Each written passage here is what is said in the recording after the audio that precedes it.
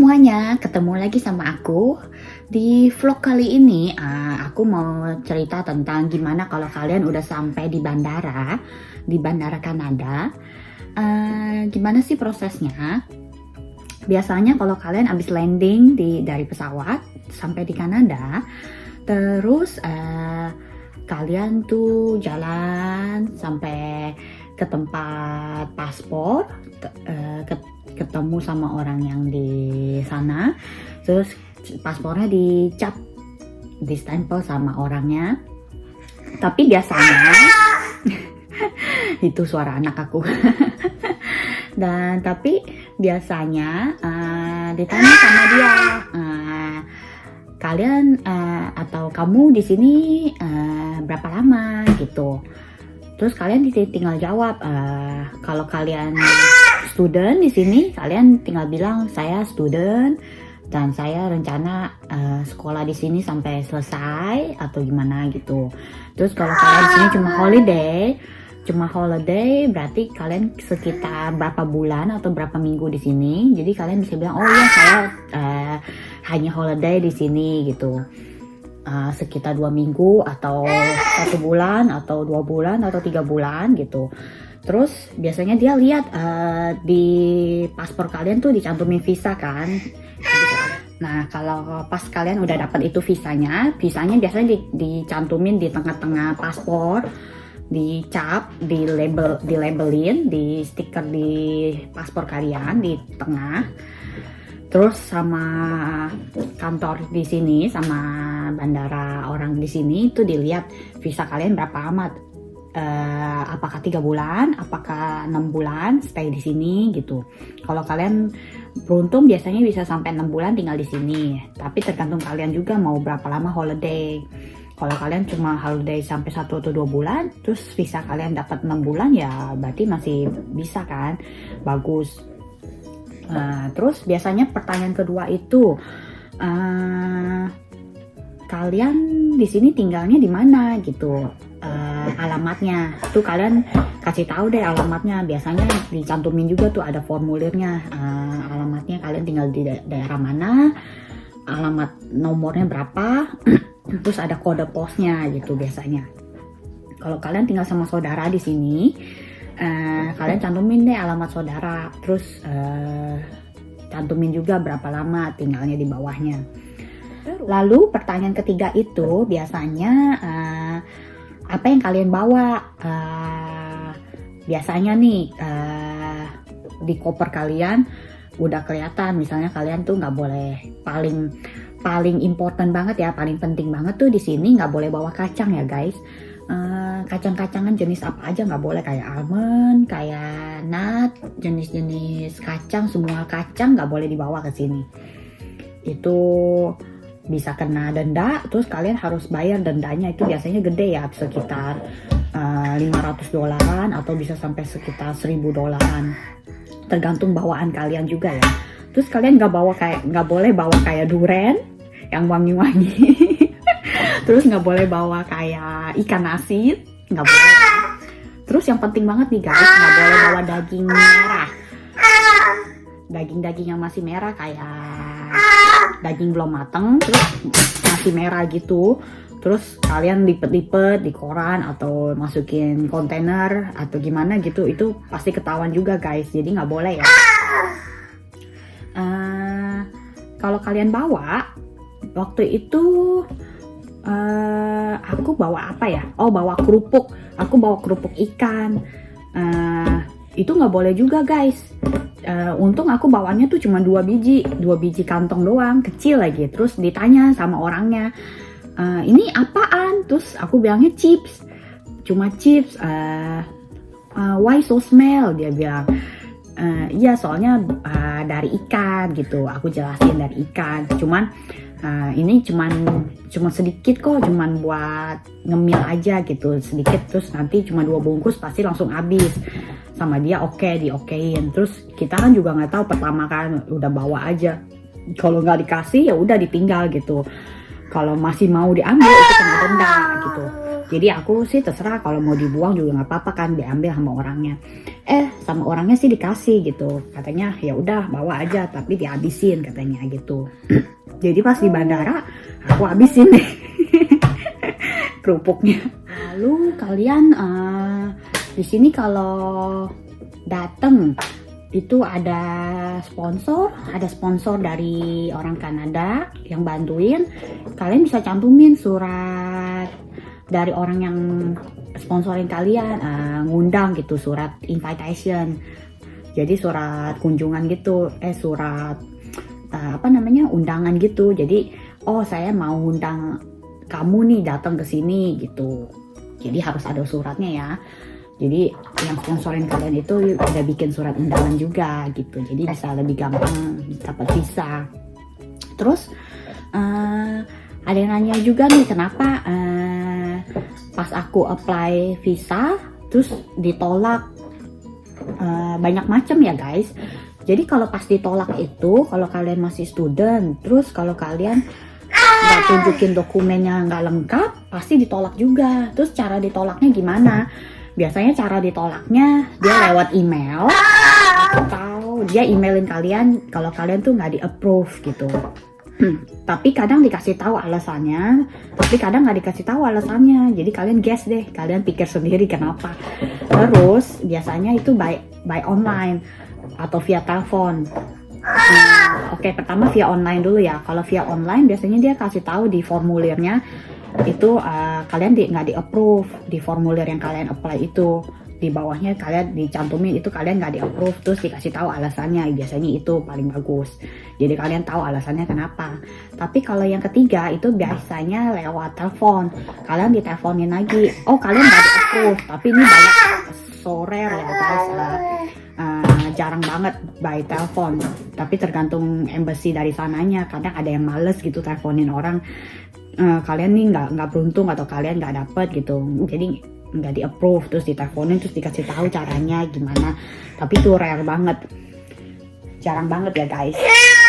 Lalu ada pertanyaan lagi, jadi kalau apa aja sih dokumen student?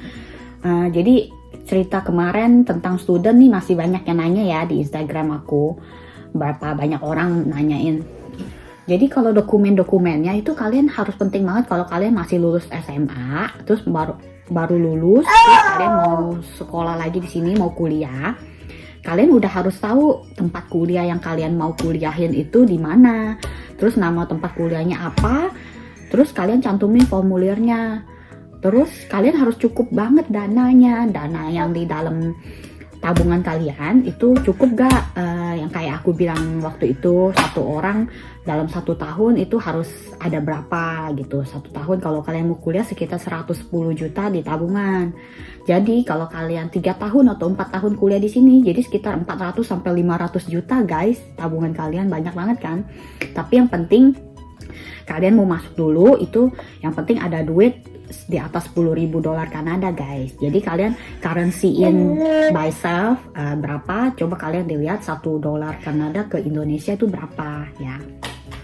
Lalu dokumennya, kalau kalian baru lulus SMA, for sure kalian harus cantumin ijazah SMA ya guys, ijazah SMA. Terus kalau kalian homeschool, kalian cuma sekolah di rumah, kalian kan bisa ambil ijazah SMA juga, kayak tes lagi gitu, kayak tes di mana ya, di kantornya gitu atau di sekolahan. Terus kalian bayar, nanti kalian bisa dapat lagi ijazahnya gitu, ijazah beneran kayak dari sekolah gitu. Jadi kalian bayar tapi kalian tes gitu. Jadi kayak ngulang lagi ya, kayak ngulang exam lagi. Lalu habis ijazah SMA, kalian cantumin juga paspor kalian yang masih berlaku ya guys. Jangan yang udah expired. Apa sayang? Yang masih berlaku ya guys. Biasanya kalau paspor yang udah mau habis itu udah pasti nggak bakal diterima deh guys. Kalau udah mau expirednya kayak udah mau setengah tahun, udah mau 1 tahun, mendingan kalian bikin baru deh guys. Soalnya kan kalian apply student kan tinggalnya lama di sini, jadi harus apply paspor lagi yang baru. Jadi lebih gampang dapat suratnya terus di apply. Jadi yang penting itu kalian dokumennya semuanya lengkap dulu ya guys. Jangan belum lengkap terus kalian udah apply. Lalu kalau menurut aku, nih lihat anak aku. Apa sayang? Apa sayang? Evelyn. Lalu apalagi ya, pertanyaan-pertanyaan kalian tuh banyak banget. Aduh, anak aku main apa ini? Apa sih sayang? Main apa sayang? Lalu pertanyaan kalian nih, harus ada history nggak ya? Paspor aku waktu aku kesini sih dulu ya, itu masih berapa tahun yang lalu, udah lama. Itu harus ada 3 negara, harus ada sejarah, bukan sejarah ya, jadi kayak history gitu. Udah ada 3 negara yang kalian kunjungi before. Jadi udah ada harus 3 negara yang kalian kunjungi. Kayak waktu itu sih aku yang deket-deket aja ya, kayak perginya ke Singapura, terus ke Malaysia, terus ke Hong Kong guys. Terus aku kemana lagi ya? Oh ya, aku ada pergi ke Cina juga waktu itu, ke Guangdong. Nah, tapi itu nggak masalah sih. Yang penting kalian udah ada 3 negara yang kalian kunjungi sebelumnya gitu. Tapi kalau kalian cuma pergi ke satu negara, kayak cuma ke Malaysia aja atau ke Singapura aja, terus kalian cuma mau holiday ke sini, itu mungkin bisa guys. Soalnya kan tergantung visa kalian yang kalian apply itu apa. Kalian kan bukan student. Kalau kalian cuma mau holiday aja di sini, itu bisa. Soalnya sekarang waktu itu aku dengar ya ada kabar baik ya, ada kabar gembira nih guys. Orang sini tuh, orang Kanada masih banyak butuh imigran, masih banyak butuh yang orang mau datang ke sini. Jadi kalau orang Indo mau datang ke sini itu bagus. Mungkin ada kesempatan, soalnya lagi dipermudah guys. Waktu itu aku mau datang tuh masih susah. Udah gitu tiket pesawatnya mahal banget. Udah kayak VIP, udah bisa duduk di kelas private punya yang bandara, yang maksud aku tuh yang kelas pertama. padahal aku duduknya di kelas ekonomi, tapi bayarnya tuh ya udah kayak kelas VIP, mahal banget. Pergi perjalanan pertama aja udah 30 juta. Padahal biaya ongkosnya yang biasa tuh paling cuma 10 sampai 15 juta paling mahal udah. Jadi kalau sekarang mungkin lebih murah ya guys. Udah gitu aku harap sih kalau kalian cuma pergi ke Singapura doang atau pergi ke Hong Kong doang gitu, terus mau coba ajuin visa holiday sama keluarga, sama family atau sama teman-teman lewat visa tour, mungkin bisa guys, soalnya lebih gampang sekarang.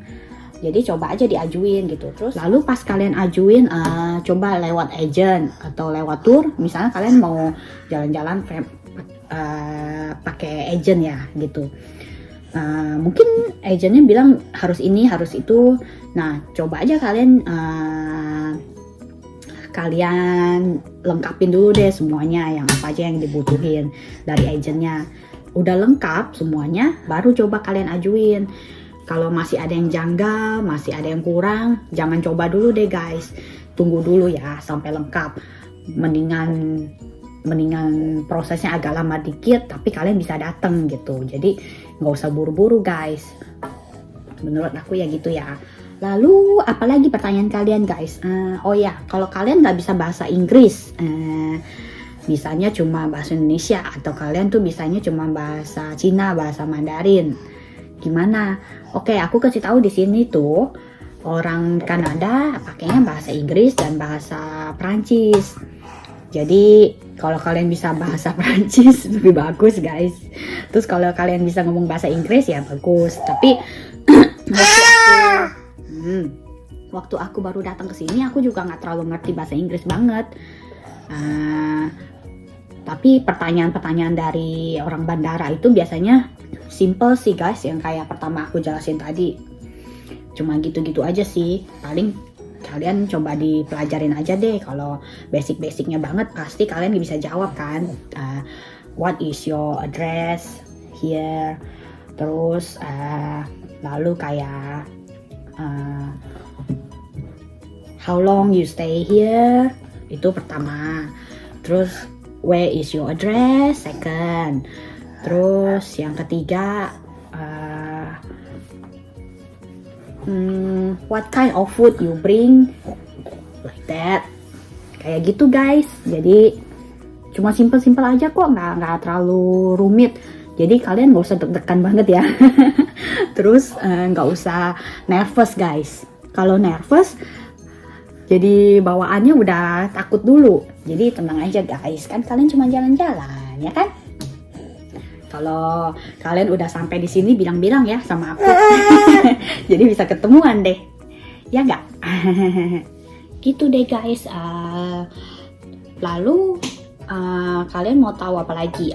Di sini itu cuacanya. Kalau cuaca di sini pas lagi sekarang apa ya? Sekarang itu spring. Spring sampai bulan depan kayaknya. Habis bulan depan masuk bulan Juni itu udah masuk summer ya guys. Kalau summer di sini tuh panasnya bisa sampai 40 derajat guys. Terus mataharinya tuh udah deket banget. Kalian kalau di dalam mobil kayak udah mau pegang mataharinya tuh deket banget. Mataharinya bulat banget lagi. Panasnya tuh silo banget. Kalian harus bawa kacamata ya. Kalau pas datang ke sini itu sampai bulan Agustus atau September itu masih summer. Jadi kalian bawa kacamata hitam. Jadi kalau kalian keluar nggak terlalu silo guys. Aku kemana-mana juga harus pakai kacamata soalnya silo banget. Dalam mobil aja aku masih pakai kaca film. Kalau nggak silo banget. Tapi kalau udah sore sekitar jam 5-an, jam 6-an itu udah agak adem lagi guys. Ademnya tuh udah mulai sejuk, udah ada udara, terus udah ada angin, terus udah agak rendah ya, bukan minus, udah agak rendah kayak 16 atau 20 derajat gitu. Jadi agak mendingan guys. Lalu kalau bulan Oktober ke Januari itu biasanya udah winter guys, lebih dingin. Nah anak aku udah bangun lagi nih. Anak aku sini Medio ya. Nah, halo.